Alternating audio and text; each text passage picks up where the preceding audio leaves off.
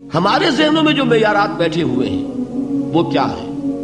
کامیابی پیسے سے ہے، کامیابی جائیداد سے ہے، کامیابی کاروبار سے ہے، کامیابی شہرت سے ہے، کامیابی اقتدار سے ہے.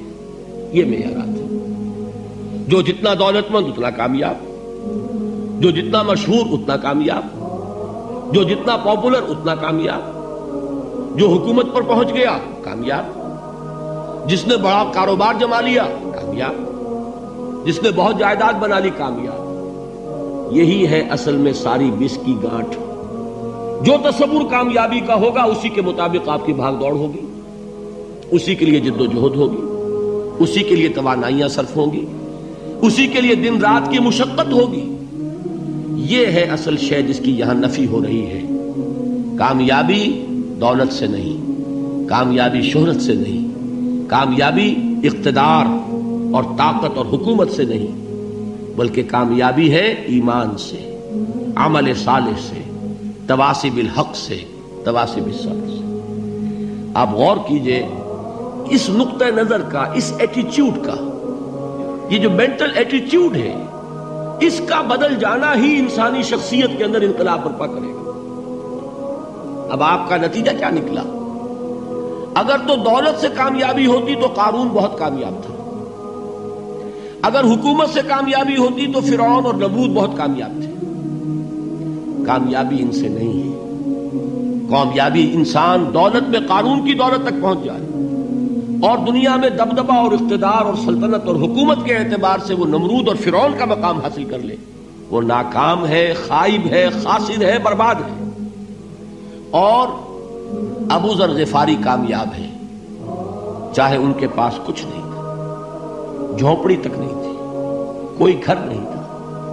حضور نے فرمایا ہے اللہ کے کچھ بندے ایسے ہوتے ہیں جو کسی محفل میں جانا چاہیں تو انہیں اجازت نہ ملے، جو کہیں اگر رشتہ کرنا چاہے کوئی ان سے رشتہ کرنے کو تیار نہ ہو، کہیں کوئی سفارش کرنا چاہے تو ان کی کوئی بات ہی نہ سنے. لیکن اللہ کے ہاں ان کا وہ مقام ہے کہ اگر بھولے سے بھی کسی بات پر قسم کھا بیٹھتے ہیں تو اللہ ان کی قسم کی لاج رکھتا ہے. یہ ہے فرق. یہ جان لیجیے اچھی طرح. اس بات کا مان لینا آسان، اس پر سبحان اللہ کہنا آسان، لیکن اس کے مطابق آپ کے اپنے ذہن کا بدل جانا بہت مشکل. اس لیے کہ ہم متاثر ہوتے ہیں اپنے ماحول سے. وہ بڑا محل ہے، دیکھ کر ایک دفعہ جھجری آتی ہے، وہ بڑی سی 20 فٹ لمبی کار سناٹے کے ساتھ آپ کے پاس سے گزر گئی. ایک دفعہ اعصاب کے اندر ارتعاش ہوتا ہے، محسوس ہوتا ہے بڑے یہ نصیبے والے لوگ ہیں، بڑے خوش نصیب، بڑے کامیاب. حالانکہ کچھ معلوم نہیں کہ یہی سب سے بڑی بد نصیبی ہو سکتا ہے کہ یہی سب سے بڑی ناکامی ہو. اگر ذہنوں میں یہ بات بیٹھ جائے کامیابی کس شے سے. یہی وجہ دیکھیے قرآن مجید میں بارہا آپ دیکھیں اولئک هم المفلحون، یہ ہے لوگ کامیاب ہونے والے. آج یہ آپ نے نماز میں وہ آیات سنی، یا ایھا الذین آمنوا ارکعوا واسجدوا واعبدوا ربکم وافعلوا الخیر لعلکم تفلحون. اے ایمان والو، رکوع کرو، سجدہ کرو، اپنے رب کی پرستش اور بندگی کرو اور اچھے کام کرو تاکہ تم کامیاب ہو جاؤ. تو کامیابی کن چیزوں سے ہے؟ یہ ہے سب سے بڑا سبق.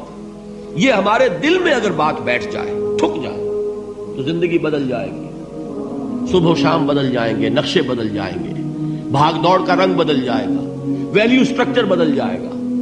آج وہ ایک چیز نہایت اہم نظر آ رہی ہے، کل نہایت غیر اہم نظر آئے گی. جیسے کہ حضور کی حدیث ہے مالی ولی الدنیا، مجھے تمہاری اس دنیا سے کیا سروکار ہے. انما مثلی کراکب استظل تحت شجرۃ ثم راح فترکها، میری مثال تو اس سوار کی سی ہے جو تھوڑی دیر کے لیے ایک درخت کے سائے میں ٹھہرتا ہے سستانے کے لیے، پھر وہ اپنا راستہ لیتا ہے. اسے اس درخت سے مستقل تعلق اس کا نہیں ہے، وہ اس کا گھر نہیں، وہ اس کی منزل نہیں. اسی طرح یہ دنیا میرا گھر نہیں ہے. اب دیکھیے ہم کہتے ہیں انا للہ و انا الیہ راجعون، ہم تو مسافر ہیں، ہم اللہ کے پاس سے آئے، اللہ کی طرف ہمیں لوٹ جانا ہے. کن فی الدنیا کانک غریب و عابر سبیل، حضور فرماتے ہیں دنیا میں ایسے رہو جیسے کہ تم اجنبی ہو یا راہ چلتے مسافر ہو. لیکن یہ طرز عمل کب ہوگا؟ جبکہ یہ آیت ہمارے ذہنوں کے اندر بیٹھ گئی ہو.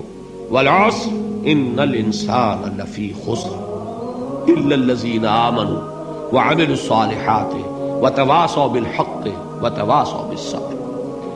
یہ ہے اصل بات جو میں نے عرض کیا تھا کہ میں بتاؤں گا صحابہ کیوں ایک دوسرے کو یاد دلاتے تھے. اس لیے کہ دیکھیے جیسے برف باری اگر ہو رہی ہو، آپ باہر نکلیں گے تو برف آپ کے کپڑوں پر جم جاتی ہے نا، تو آپ جھٹکتے ہیں کپڑوں کو تاکہ برف ہٹ جائے. ہمارے ایمان پر اس دنیا میں رہتے ہوئے جب ہم متاثر ہوتے ہیں ماحول سے تو گردہ آ جاتا ہے، برف پڑ جاتی ہے. اس کو جھٹکتے رہنے کی ضرورت ہے، اور وہ جھٹکنے کی بہترین اور مؤثر ترین شکل یہی ہے کہ یاد رکھو کامیابی ان چیزوں سے نہیں ہے. چمک دمک جو ہے دنیا کی، یہ ساری چمک دمک جو تمہیں رجھا رہی ہے، جو تمہیں اپنے اندر گم کیے ہوئے ہے. یہ لفظ گم پر اقبال کا وہ شعر یاد آ گیا کہ کافر کی یہ پہچان کے آفاق میں گم ہے، اور مومن کی یہ پہچان کے گم اس میں ہے آفاق. تم گم نہ ہو کر رہ جاؤ، اس میں مبہوت نہ ہو کر رہ جاؤ، مرعوب نہ ہو کر رہ جاؤ. دنیا ہی کی محبت تمہارے اوپر ڈیرے نہ ڈال دے، تمہارے دلوں کے اوپر مسلط نہ ہو جائے. لہذا تازہ کرتے رہا کرو والعصر ان الانسان لفی خسر الا الذین آمنوا وعملوا الصالحات وتواصوا بالحق وتواصوا بالصبر. پھر یاد کر لو، پھر تازہ کر لو اپنے اس یقین کو کہ کامیابی دولت سے نہیں، کامیابی ثروت سے نہیں، کامیابی اقتدار سے نہیں، کامیابی شہرت سے نہیں، کامیابی جائیداد سے نہیں. کامیابی ہے ایمان سے، کامیابی ہے عمل صالح سے، کامیابی ہے تواصی بالحق سے، کامیابی ہے تواصی بالصبر سے.